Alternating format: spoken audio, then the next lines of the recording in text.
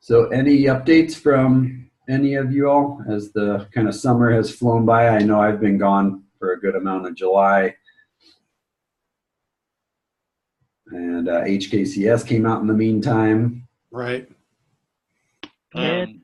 So for us, Rachel Uslan, who has been heading up the project and was on maternity leave, she came back for a week, and she is actually left and is doing a different job now. So we are in a fair amount of transition at this point. Unclear what that's going to look like at this point, but that is definitely, I don't know, throwing us for a loop a little bit. Yeah, so we're still trying to figure that out. But and Will, this is Jen. Whatever I can do, O'Connor at OBH, whatever I can do to help with that transition. And I know I'd initially set up a meeting with Gabby and you, but in talking Gabi. to Sharon, Gabi, sorry. And then in talking to Sharon, we should set up a meeting with more of us to kind of help you with that transition, whatever it takes. Okay, sounds good. I think that we're in an okay place. We're definitely figuring it out, but I would love to get together and chat. Great. Yeah, so somebody else might be taking over kind of the evaluation stuff, but all of that is kind of TBD at this point. Understood. Yeah. So that's my update about our big changes. Yeah. Thanks, Will. Anything in Pueblo that you guys want to give an update on? Sorry I missed the gathering in Pueblo. I was at a family reunion on exactly the same date. Unfortunately, it didn't work for me to be in Pueblo. So I don't know if we discussed any of this. So if you've already heard this, and Lynn, maybe you know whether we talked about the 4-day school week. Was that brought up at all? It was brought up. Yeah. Okay. Yeah. That is something we're trying to track, and it's new to Pueblo, obviously. Pueblo 60. The Pueblo 70 school district has had a 4-day week, but we're concerned that might cause some problems for students. So, particularly at-risk students, who will have a 20% reduction in learning time. So even though their days might be a little longer for 4 days, they're going to have Fridays off and long weekends. So we'd like to at least track some variables. And the school district that we met with seems to be willing to work with us on that and help us generate alternatives for those kids, particularly at-risk kids, for keeping busy on Fridays. So that is something we will be working on. Also, starting in October, we'll be doing a cost-benefit study, a social return on investment with a research firm that has just done that study for the state of Colorado statewide for all the nonprofits. So we're kind of piggybacking on their research work, and they're going to do a case study for Pueblo for us starting in October. So that's...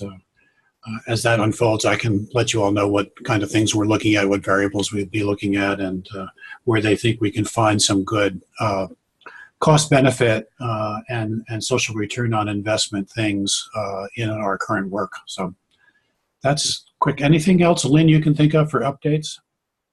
The HKCS, but right. I think it's the same for everybody. I noticed that we added several new substance measures, and kids seem to use them more, like e-vapor and stuff. Yeah. So, yeah, that's I think it's a concern. Even though the gap between perception and actual usage is still large, but I think we definitely have more work to do in this area. What were I haven't dug into that much.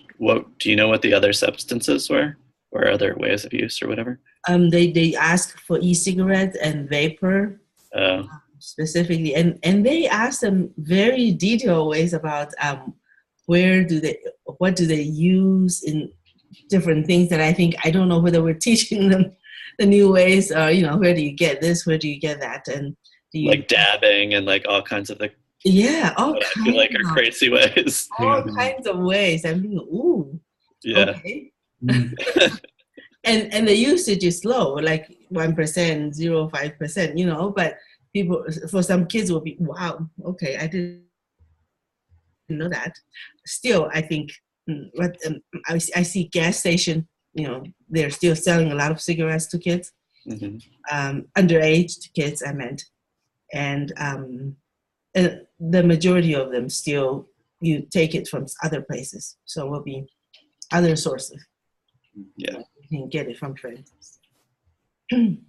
I was telling Lynn that yesterday at our SEOW meeting, Rise Above presented their most recent survey results, which aren't publicly available yet. That'll be in September, October. But they have an item on vaping specifically, and then what you put in to the vaping device, which is interesting. And so a majority of people reported non-nicotine flavoring. So it generated a good amount of discussion among that group. To the extent where we were even thinking we might put out some sort of information sheet on vaping, what are the products, what can go in them. There was a story of a kid or kids who asked their teacher if they could charge their USB, and the USB really is a jewel, which is you can use to smoke out of. And the teacher had no idea of that. So it seems like there might just need to be some general awareness charging the smoking device, like what the devices are. Yeah. Whoa, on the teacher's computer, or on the computer or on the desk, or and you can smell it, so people don't even know they're doing it. And when we talk about smoking, we're looking at, you know, lower, decreased rate percentages, maybe less than 30% or something. But for the vapor, 60% of the kids are using. No. Whoa. And I think it, you know, it tastes like candy, and it's supposedly no ill effects. And at that same meeting yesterday, a representative from CDPHE who works in their marijuana area, they do look at vaping of marijuana. So she was familiar with one study that looked at vaping and the health effects of it. It was out of Israel. I don't know that there's a lot of other research around it, but they found ill effects from the other chemicals in the cartridges beyond nicotine. Right. So she's going to share that article. And I imagine there'll start to be some groups that look into the research behind the health effects, and maybe we can keep that. I'll try to keep my ear out for that kind of thing and share with you guys. Yeah. So. Hey, Peter, can you give us an update, or me at least, an update on when you guys are going to query data and distribute that sort of stuff? Yeah, for which data? So, like, I think you guys, I can't remember everything that you guys query, but like DUI stuff, hospital stuff. Yeah. We're just trying to plan out our coalition meetings a little bit further in advance, and I want to make sure that we have stuff. Okay. Yeah. Yep. So the community outcomes data is annual, and that's the ones that includes the intervening and consumption of HKCS we've been using. Yeah. And then additionally, there's the DUIs, hospitalizations that we've collected. So that's typically around September. And then if you guys remember the profiles we gave out, that was usually November, October, November that we handed those out. So that's probably when we would. I'm logging in right now. Was that somebody else on the phone, or is that? Yeah, there's some background noise. Sorry, that's me. Okay. You're in a crowded office. Yeah, and I keep forgetting to mute my thing. Okay. So if you guys remember, the past 2 years we did kind of a 1 to 2 pager community profile with the community outcomes data. Yeah. So something similar to that after the start of the next fiscal year. So you can plan on that. I did see in today's paper that CDE is releasing a lot of data, and I didn't know if you're going to look at that at all around the few variables that we track across with Department of Education. So we'll look at our suspensions. district, I don't know if you want to see what they've released. I haven't seen it, but yeah, if you wouldn't mind sending me, if you have a link or Sure. news brief or something, yeah, that'd be great. I think, yeah, we can definitely ask to the whole roundtable if you're going to make a data request. I remember Dawn Nanini, she made that request that once upon a time on behalf of everyone. Yeah. And then I've requested the suspensions by substance data from CDE in the past, it specifically for APS for our school district. That was pretty easy to get. Okay, I look like I'm back in business. Yeah, I was planning on doing that again, but if somebody else is planning on doing it, or if we can all do it together. If we could do it for each of our school districts, that would be great. And put them together as one ask. You know. Ken, is that typically how you've done it by school district? Well, they can even do it by school building if you want, but because their data files are pretty good and pretty manipulable. Okay. So it really depends what we want to focus in on. But I would love by building. Yeah. That would be really, really helpful for when we kind of pitch schools on programming and stuff to be able to have that data. The other thing we've looked at is the disciplinary codes dealing with drugs. And we find that kind of, we've never been able to get a very good definition of what that meant. But it is a data point that they do track every year. So we might be able to get more explanation about that. I wonder, that might be, yeah, I'd be curious. I know for Douglas, when they were doing their initial needs assessment, they decided to exclude disciplinary data because they felt that schools had such leeway in how they enforced the different disciplines. So, you know, some of their numbers just didn't resonate with the education folks in the room. Is that true down in Pueblo as well? Or are there more district-wide policies on enforcement? It just seems to be, at least in Pueblo, very uneven. I mean, some schools will be very judicious about it and others will just kind of blow it off. So, and just say that's not our thing to worry about. We'll just deal with other kinds of disciplinary issues. It's not reliable for interpretation too. So that's a good way to say it, Lynn. Yeah. Yeah. Okay. Well, yeah, Ken, if you are going to make a request for Pueblo, maybe we can just put that in the follow-up email that folks can reach out to you if they're interested in including any districts in their county or schools. Yeah, I'll check and see what we can get and what they published just this month. Okay. Ken, do you have an idea of when you're going to make that request? Probably on Monday. Oh, okay. I mean, I'm going to I got to read through what they've come up. There's a lot of Excel spreadsheets to look through.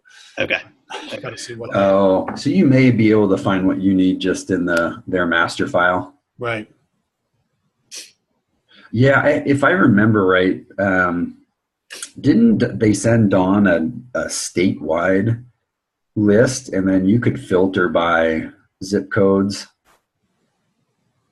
Or I can't remember. It was years ago now, but I thought it included every school name, and then you were able to look through every district and every school building with the basic stuff about achievement data, discipline data, suspensions, expulsions, dropout rates, graduation rates.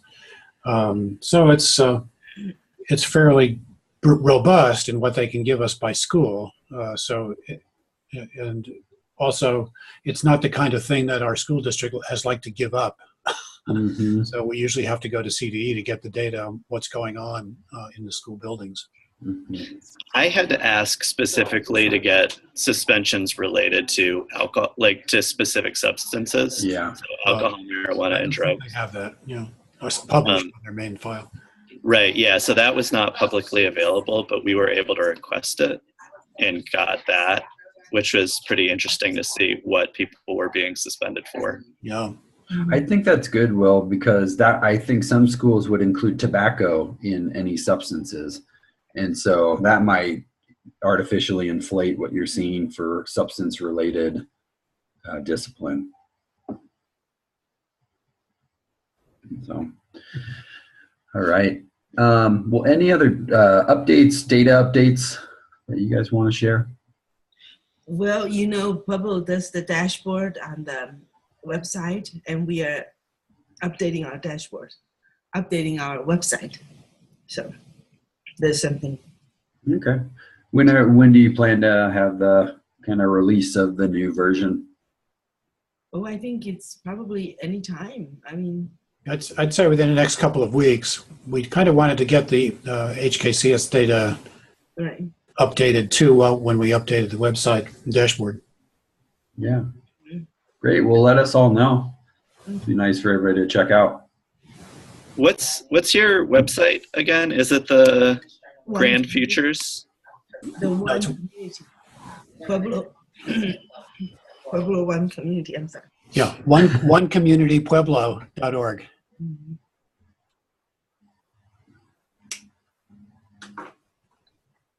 Okay. Let me think if there are any other updates. This will be coming soon. I had mentioned to Will, but I think at the end of the year we'll be doing site visits for each of the communities, and that'll include the folks from OBH as well as Omni, and we're going to chat more about that internally next week, and then try to schedule meetings with you guys. And it was kind of at the request of the evaluation center to really sit down and walk through your evaluation matrices and kind of hear how this last year is going to go from each of you and answer any questions you have. Are we talking about September or are we talking about December? September. Oh. Okay. Is your September already crowded? It's okay. Yeah. Yeah, we'll see if we can schedule. That's ideal, but more to come on that.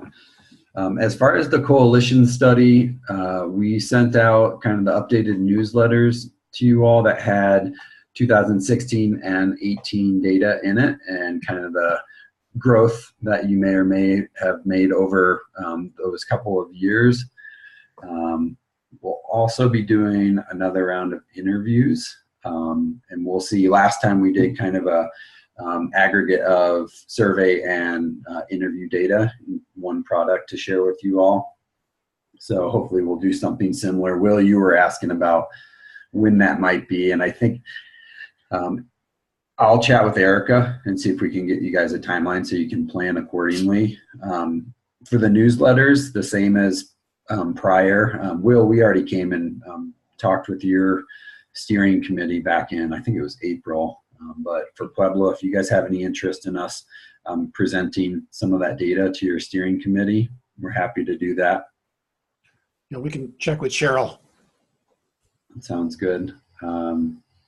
And then that was, tentatively the last data collection point for the survey. And then as a part of this work, we're actually being asked to publish and write up the results. So that'll be kind of the next year. We're thinking about how to transition either our instrument or some set of instruments that would work for you all to continue to learn about your internal functioning, as that's an important part of your work, how the group is doing in addition to your strategies. So that's also in the works from our end that we'll keep you updated on. All right. Well, let's go ahead and move into data visualization and kind of the next topic for today. So I'm curious with you all, does that phrase ring a bell? I know in my world it's a big buzz phrase. Mm-hmm. Yeah, we had a school district person working in prevention with us for years that's a Tableau zealot. So did a lot of his work on dropouts and at-risk kids and converting it into Tableau and reporting it to the board that way. Right. Unfortunately, he's gone now, so we've lost that resource. Yeah. Well, I know for, in the evaluation world, if you've ever gone to the American Evaluation Association conference, just in the past 5+ years, the level of talk about data visualization and the number of sessions that are being offered on the topic has grown pretty exponentially. And kind of two figures at the forefront of that are Stephanie Evergreen and Emery. So in my world, that's a lot of kind of who we look to for the most recent goings on around data visualization. And both of those women have blogs that they keep up to date, and they do everything from improving the visualizations in your charts to how to rethink the long report, the disadvantages of dashboards and how to update those to make them more user-friendly. So they have a lot of different ways that they apply data visualization. And I like Stephanie Evergreen because her doctorate related to graphic design. So it's very research-based as far as all the information she provides on layouts, color schemes, font sizes. So it's all backed by research. And she has a couple of texts that she draws from. And the checklist that I'll share today is also from her and Emery. I sent it in an email a second ago. So if you go into your email, you should be able to download it there. I'll screen share it at first so you can see it. Let me go ahead and pull that up.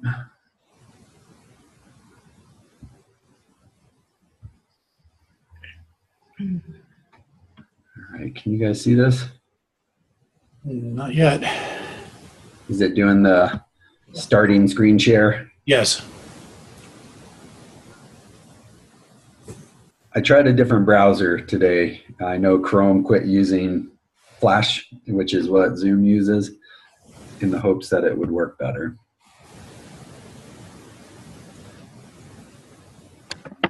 Does it show up for anybody? Nothing yet.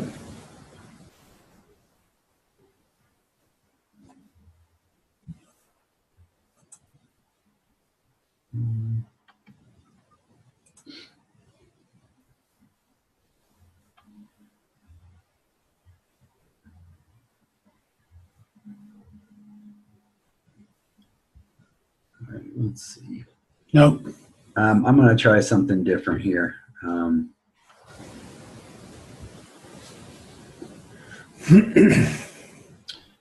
Now, can you see that? No. It is odd. Has anybody had better luck sharing their screen in a different way? I'm not seeing it either, Peter. This is Jen. Okay, I tried my desktop instead of the document itself. This is the PowerPoint that you sent out?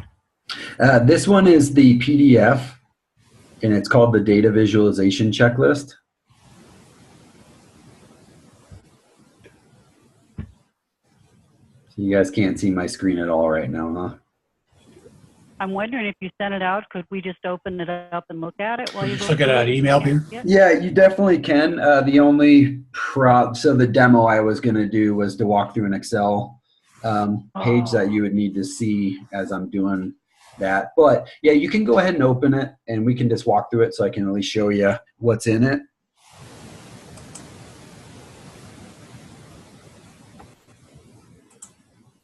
I've got it open. Okay.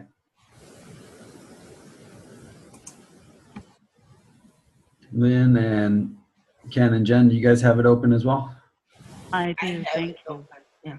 Okay, so on that first page, you see Evergreen and Emery were the authors. 2016 is when they most recently updated it. Right. And it's kind of broken out into different sections. So the first section being around text, the second around arrangement, color, lines, and then overall. And so the idea with this is in each of the different sections, it has kind of a best practice.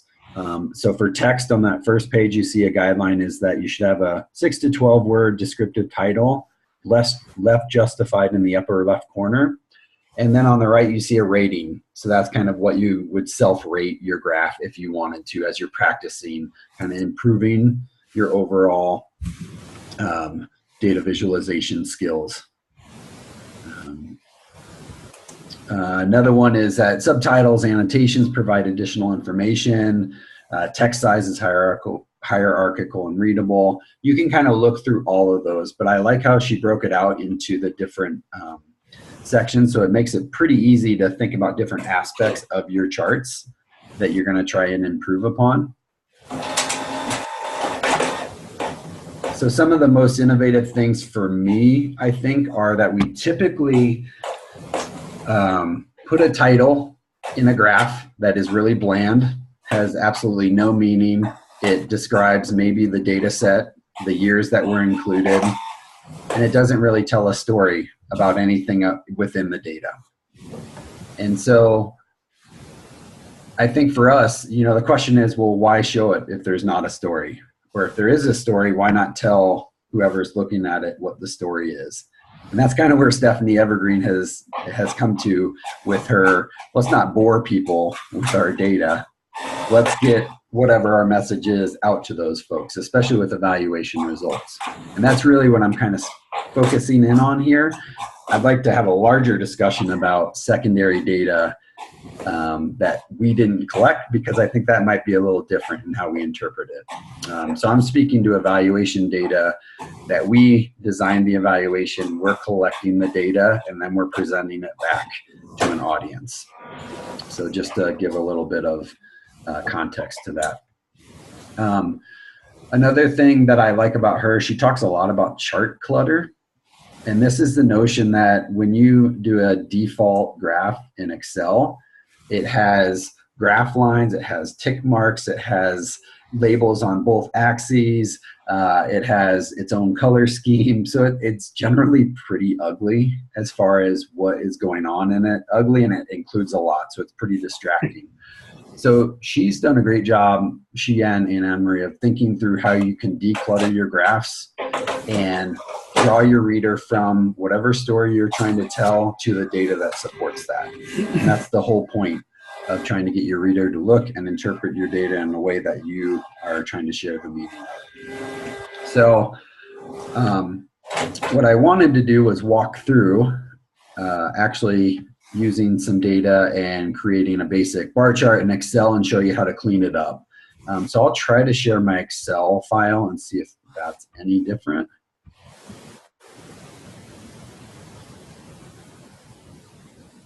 Any chance of, did that show up? Yep. Oh, good. Okay. Well, I don't know what it was with the PDF, but all right. So these data are fake. We actually made up kind of a whole story for a webinar that we did, and we used an animal shelter as our fake organization, our fake nonprofit. So the Animal Rescue Fund, or ARF, is our fake fake organization. And so the story behind it was that in the past year, we rely on volunteers very heavily, and we wanted to kind of change a few things to try and increase the number of volunteers who came through our doors and stayed. And so we did some major updates to our website. And that was kind of our main project back in the late spring, to try and increase the volunteers that showed up. So in our data, you see we did a survey with folks who were volunteers. And it was a question that said, how did you learn about ARF? And then the answers, it's categorical. On the left, the first column, you'll see the ways that they heard about us. And then on column B is the number of people who responded to that category. So first, what we're going to do is create a basic bar chart in Excel, but I want to actually go ahead and organize my my numbers from smallest to largest. And so I'm sure most of you are familiar with this, but you can add filters to columns under the data tab. There's the filter button. Also on the home, you have a sort and filter button there as well. So there are a couple of different ways. I think you can right click and add a filter as well. But what it does is it allows you, once you click on that little drop down, to sort your data in a few different ways. So I'll sort smallest to largest, and that auto shuffles those, including my column A. from smallest to largest. Next, I'm going to go ahead and highlight the data that I want included in my graph. And for this case, it is the 2 columns on the Insert tab. You have a bunch of different chart choices that you can make. I'll do a basic bar chart. One of the data visualization checklist best practices is avoid 3-dimensional graphs. They draw your attention away from what's important in the graph. So they recommend using 2D only. I'll just choose the most basic for our data. For categorical data, this is a good way to display. So this is what it produces. What I can do first is go ahead and add some data labels to my different bars. And so you can right click and do that. You can also, under add chart element, under data labels, you can decide where you want those. And I'll go ahead and do outside end, right? And so to get rid of some of this chart clutter, you can actually delete the axis that would show the total number because you've already labeled your bars. So you don't really need it in 2 places, all right? These lines across your graph, you don't really need as well. If you do keep them, you can make them a very light gray so they don't distract from the data in your chart. The chart title in Excel is kind of a pain, and so text boxes are really easy to add, and then you can edit the text and the placement of it a little bit more easily than you can with the default chart title. So I always delete that out of there. And then what I do is go ahead and make it clear, no fill and no outline on your chart. So you want your charts in your infographics or in your reports just to blend in with the page. It doesn't need to be boxed off from the text on your report.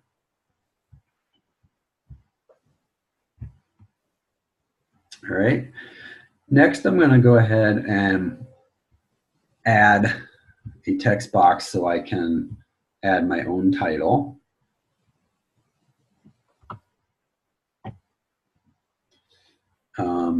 And so if you were to look at these data, what would the story be that you would want to tell the board of directors or other staff in our organization?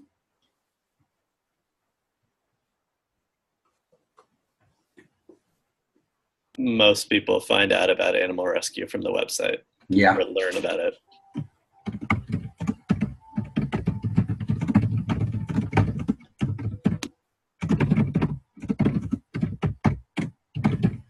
Great. Yeah, most volunteers learned about ARF through our website. We can add a little bit of information. We could say,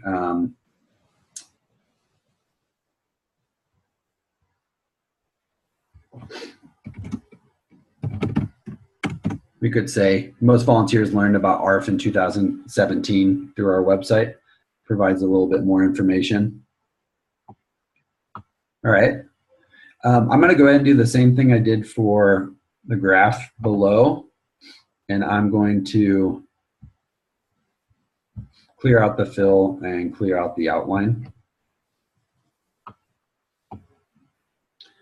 And then I'm actually going to make this text a bit bigger, so 14. And then I'm going to change it from Calibri to Corbel. This is a font that Stephanie Evergreen recommends. I think it's up to you as far as what you want to use. But for titles, this is a font that she recommends. And then what you can do you guys use grouping in Microsoft Office products? Has anybody done that? So no. You can group text boxes, charts, shapes all into one, so when they move around, they're all together. So if you click on your chart and then you click on your text box, then when you right click, sorry, make this work. Sometimes it's a little funny with where it is, but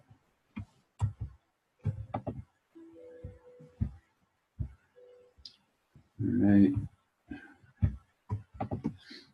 Oh, it doesn't want to do it for some reason. Okay. Can you take your cursor and select it all? Yeah, so what happened, for whatever reason, it was being funky with me wanting to choose the chart first and then the text box. But when I chose the chart and then the text box and right click, there's this little, when you drop down group, you can group those together and then it becomes one large figure. So that's really helpful in PowerPoint. I mean, it's unbelievable when you want to put things all together and then rearrange them. I always group them so I can move them around. And you can still, even within your group, now I can move my title down and around, but it's still one overall piece. So that's helpful, not just for Excel. Now what we want to do is go ahead and the most important finding in this really is the ARF website data. So I'm going to highlight all of my data bars, and I'm going to choose a pretty neutral color, like a light gray, and I'm going to gray out everything else. And what I want to do is just highlight this one bar to show that this is the important piece of data that you're going to look at in my chart.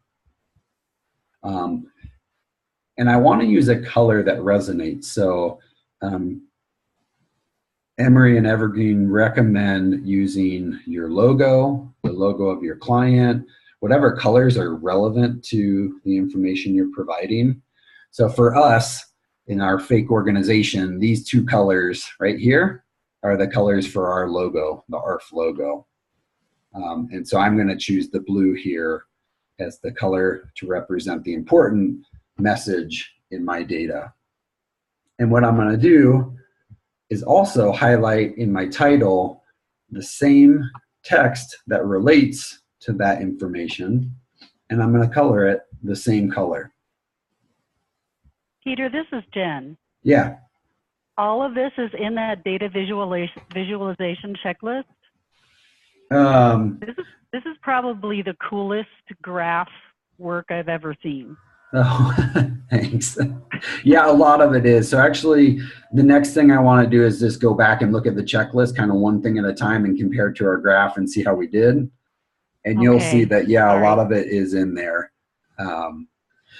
So now what we have is basically a chart that doesn't just provide a useless title and data that you have to figure out. It's telling our reader exactly what the finding is and then pointing to the data in the graph. So when you read this, you kind of go straight to it. One thing I want to add, I'm actually going to shrink. I'm going to shrink the size of my chart there. Make this a little bit longer.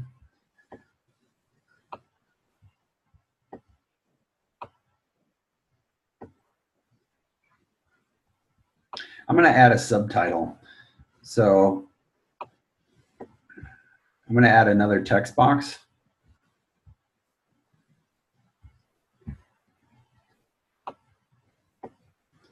Right here, and I'm going to say the ARF website was, it was, what's the word I'm looking for, was revamped in early May of 2017. That's when we did our revamping.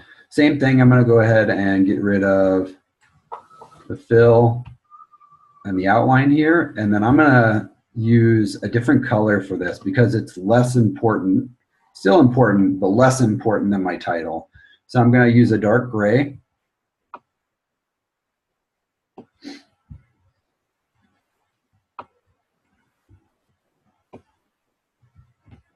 Just for visual, I'm going to make this fit a little bit better. And I'm going to put it under here. And you can see it's actually, the size of the text for the subtitle is a smaller font than the title here.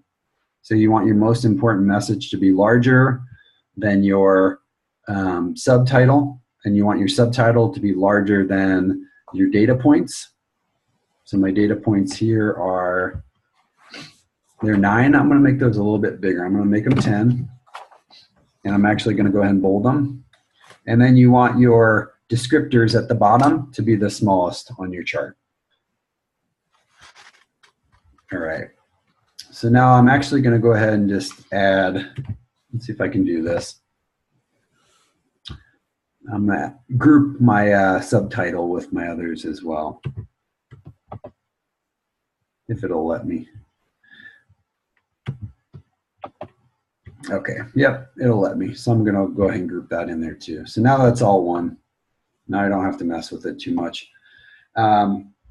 Let's see, anything else that I want to do to this? A real quick trick for you guys. There are a bunch of online websites where you can upload an image and then it'll tell you what the hex code or the RGB code is for a color. Do you know what I'm talking about? So one that I like to use is called Image Color Picker. And it literally, you go to the website and it says upload image. You can screen grab or have an image, and when you upload it to it, when you click on your picture in any of the different areas, whatever color you're clicked on, it tells you what the color code is. And that's useful because then when you're trying to change just one of your pieces of data, when you go to fill, you can go to more fill colors, and under custom, you can actually enter that RGB. So you literally can get any color to match exactly to what it, so, you know, for Aurora, for your coalition logo, you can match all of your data points to those colors. And it looks pretty slick when you're doing an infographic to match your data findings to the actual logo colors that you have. We do try to do that, and okay. It does look very slick. Nice. Good work, Will. And I do like that website. I feel like that's the one that I use. Okay. Yeah. And as far as screen grabbing, that's the, you know, I've used a few different ones, but there are a bunch of those too. It's basically you can outline any part of your screen and it'll grab that bit as an image or as a video, and then you're able to upload that. So those are really useful too. So now with this chart, I can copy and paste it into whatever I'm using, a presentation, an infographic, and it's ready to go. The nice thing with Word or with Microsoft Office, as you probably know, when you paste and keep links to your original document, you can update data in a PowerPoint presentation and it links to your Excel file. So that's nice to be able, if you're going back and have to make changes, you don't have to do it in 2 spots. You can do it in 1 spot. So that can be a time saver. Hey, Peter, can I ask a question? Yeah. Do you know if there's a way to make like a color template? Like, I don't like to have to like re-look up our logo color, and I'm not going to be able to remember the RGB code. Yeah. So Will, I do know, and this is a good question on how you do this, but there are themes, right? You can create a theme. And so under page layout, under themes, you can browse for themes. And so we created one for the Evaluation Center. The question is, who created that? I don't know how to create a theme file. But if you can figure that out, which I'm sure Google could help you, you could potentially create your theme file and then just have it. And then once you upload it, those are actually your color options from your home. That's a good idea. Yeah. Because then you just have them. And actually, you can do that for PowerPoint. You can do that for Word. And then they're just in there. So then when I go here to choose, all these color pieces here are your theme, which is pretty handy. So I've only ever done it for our organization, but I don't know who created. I can try and find out how that was created. May have been Jeff Proctor could have been involved in that. Okay, so real quick, let's go back to our checklist. Did that show up for you guys? I just tried to put the PDF on the screen share. No. Nope. Nope. All right. Well, let's go ahead and go back to the checklist and we can just look at it as we're looking at our chart. All right, so real quick on text. So a 6 to 12 word descriptive title, it's left justified. What rating would you give our chart?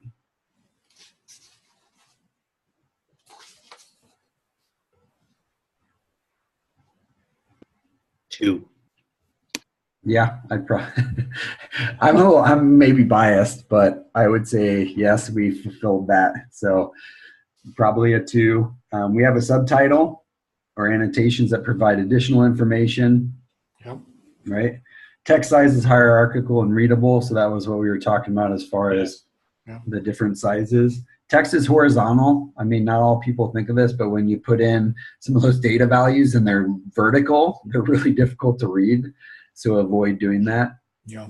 Yep, we did that. Data are labeled directly. So you can see that our bars are labeled, with the information right on it. It doesn't have a legend that you have to refer to and go back to. There are some chart types, it's really hard to avoid having a legend, but in cases where you don't have to, it's best not to. Our labels are used sparingly, so we don't have tick marks along the bottom, which is really nice. And we just have our categories along our axis labeled. If you go to the next page to arrangement, our data proportions are accurate. So even though we changed the size of our chart, it kept it proportioned to our x-axis. So we didn't play with that, right? And that would be important if you have percentages, because I know I've seen charts where they'll change the percentage and it really inflates the difference between two different categories, even though the percent may be a 20 to a 30%. If your x-axis is from 15% to 35, it creates a bigger variation than if you did 0 to 100. So data are intentionally ordered. We went ahead and did arrange them smallest to largest. You could do largest to smallest as well. Our graph is 2-dimensional. It's free from decoration. I think this is interesting. So graph is free from clip art and other illustrations used solely for decoration. So I think it's tempting to put things in there that are just kind of fun, or we think are fun. And that's true for PowerPoints as well, but images should really be intentional and related to the data or related to whatever point that you're making. Moving on to the color. So our color scheme is intentional. You can see that the data finding in our chart matches our title. So it's easy for the reader to see that. And it highlights the key pattern for us. Now, legible printed in black and white. I've actually seen this chart printed in black and white, and we would not pass this test. For whatever reason, the color of the text blue and the blue on the graph don't match up. It's a different shade of gray, and I'm not exactly sure why. So as far as color blindness, we would be good there. That's something to consider in your information. That red-green is hard for those with color blindness to discern. Blue-yellow is another one. Text sufficiently contrasts the background. We did all right. As far as lines, grid lines, if they are there, should be muted. We decided to take ours out. Our graph doesn't have a border line. The axes don't have unnecessary tick marks. So along the bottom, we don't have tick marks, or along the side that we don't need. So if you keep your 0 to 100% on the left, let's say you had a percentage, you can take off those tick marks. Let's see, we have 2 axes, so we passed that. Overall, our graph highlights a significant finding or whatever our conclusion is. The type of graph is appropriate for the data. I think this is a challenge sometimes, and actually the next thing I'm going to share with you guys is a chart chooser. You may have seen one before, but kind of gives you the different types of data you may have and what chart would be appropriate for that chart type. Let's see. Individual chart elements work together to reinforce the overarching takeaway message. So I think that we did that here. So you would rank, overall your score and then give yourself a score and see how you did out of the total. And the idea is that you can kind of use this a couple of times to really improve and refer back to some of the basics of improving your charts. And yeah, over the years, I think it's just been helpful for me to have, just to kind of remind myself of not only titles, not only color, but also as far as font size, just to kind of refresh yourself that these are the best practices for creating a useful chart, because we all are invested in evaluation, and if nobody can understand or wants to read what our findings are, it kind of diminishes the purpose of having gone through all the work of collecting the data that we did. Here are a couple other charts that we created for this fake organization.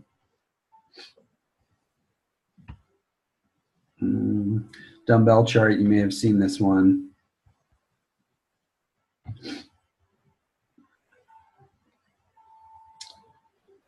Do they say anything about like using captions or the like more standard titles? Like, I like to have the figure 1 or whatever so that I can link to it in the body in the text. What they do, so Will actually, this is on one of these.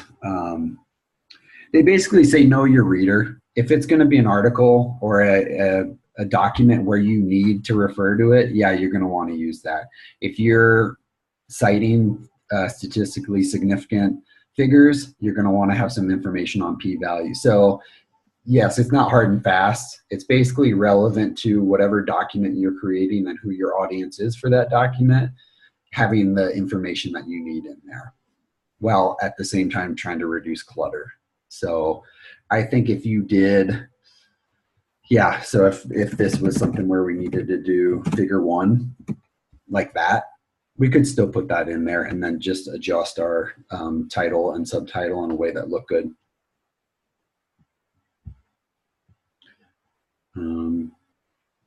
Yeah, any other questions about the checklist or about this chart?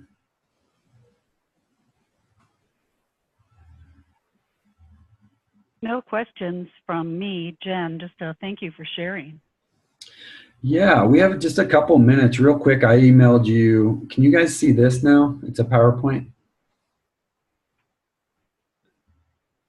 On the screen, no. No. Only Excel. That is really funny to me. But it's on the email. How about now? Nope. Oh, there it is. Oh, okay, did pop up. All right, let me just real quick run through this and kind of give you the 2-minute orientation. So this is a chart chooser that we created just after working on a ton of different chart types. We realized that it would be useful to have a document that provided some information on what the chart is, its uses, why you're using, what the caution is to using it. And so we tried to also include the best practices that we know of in each of our chart examples. So there are a few different types of charts throughout this that you can take a look at and read through, and maybe it'll spark some ideas for data that you have that and you're like, oh, I hadn't thought about presenting it in that way, but it might fit really well. So small multiples, segmented. The document itself looks super sharp. Nice job. Thanks. Yeah, 100% stack bar charts, pie charts. I don't know if you have heard lately, but these are somewhat reviled in the data visualization world. Basically, if you have 2 categories, you can use a pie chart. In Evergreen's research, she found that the circle is the human, well, it wasn't Evergreen. She cited a study from previously, but we as humans are not good at interpreting circular areas for whatever reason. So for proportions, this isn't a good way to share your data unless it's 2 or less. So you see those pie charts, that's like 8 different categories in a pie chart. Those are really hard to interpret for us. Scatter plot, vertical lollipop chart, horizontal, diverging bar charts, that's where you have your kind of 0 point in the middle, And then you have, let's say you had a strongly disagree to strongly agree. You could put your strongly disagree, collapse the left side of your scale and put that on the left side, and then collapse the right side of your scale and put that on the right side. That's a nice way just to kind of highlight if you're trying to show the proportion that strongly or agreed with a statement. You can get a quick pulse on that. Line graph with a benchmark. This can be nice just to show a few different pieces of information. So the benchmark shows where you want to be, and then your line graph provides actual information across the different months or years or whatever timeline you're sharing. And then you can actually gray in certain parts of your line graph just to show if there was more information. So in this example, Initiative A launched during that time period. That will give you some insight into perhaps why the data was trending upwards. So I think that's useful to provide extra context. And then here are some references from for this document. So you guys have that. If there are any other graph types that you just want us to do like quick tutorials on, like how you can find all these, I will say that a quick Google and you can find YouTube videos on how to create pretty much any of these graphs. But if it'd be useful to spend Roundtable time just to go through creating diverging bar chart or something else, we can definitely do that.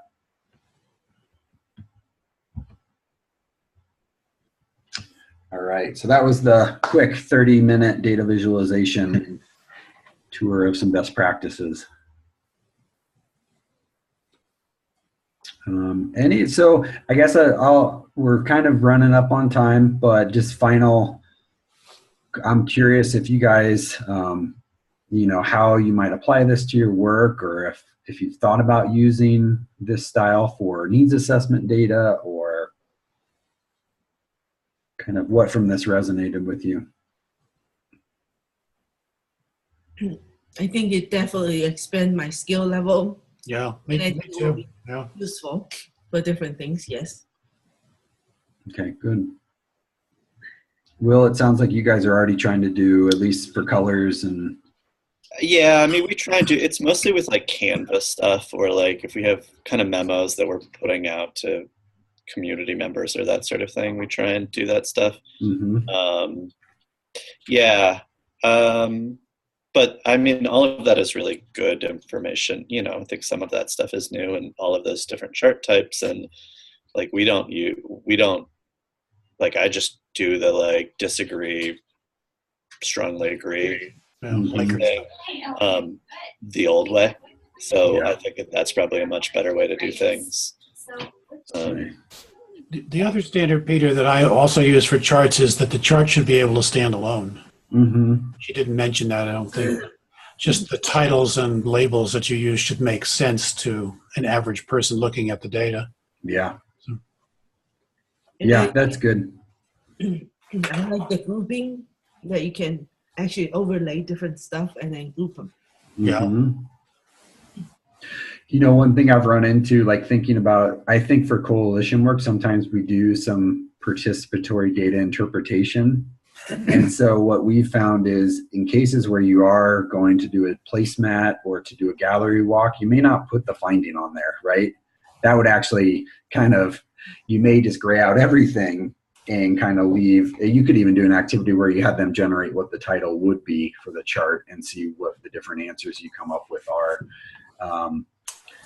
But yeah, so just thinking through how participatory you want it to be. The example I gave really was if you kind of had a presentation that you were providing answers to a certain group of people, whether that was a board of directors or maybe leadership in an organization, and they just need to kind of, what does this data tell us, and give us the information. We're not going to have that much participation on interpreting it. You've done a lot of that work prior to.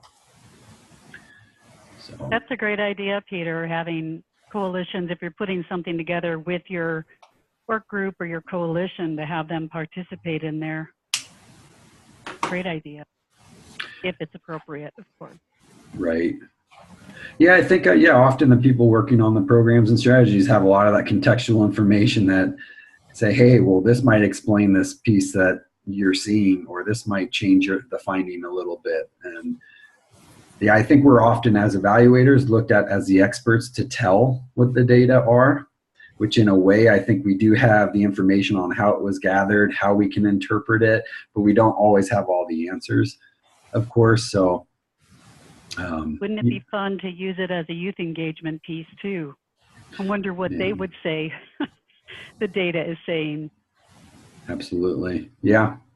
Yeah, and so that gets back to, I don't have an answer for this, but as far as using HKCS data, like, you know, I think it's within our realm, if we understand how the data were collected, we're confident in the sample, to make a statement as far as what a finding might be. But it's interesting to think about secondary data that we didn't collect and what we can say about it. I think there's often a hesitancy. It's usually you put the title of what the data are. Maybe it's what risk factor it was or what item it was, and then you just put the data up there. And then you say, we think this is this, you know. So I don't know if there's room for that, thinking through how to improve the interpretability and the data visualization of secondary data. So, all right, well, I think that's all that I have for today. Anybody else have any closing questions or comments? Great information. Thank you. Yeah, Everybody thanks so have much, a Peter. wonderful Friday and a wonderful weekend. Yes, happy weekend, everyone. Thanks, Peter. See you guys. All right, take care, guys. I'll post this on the website.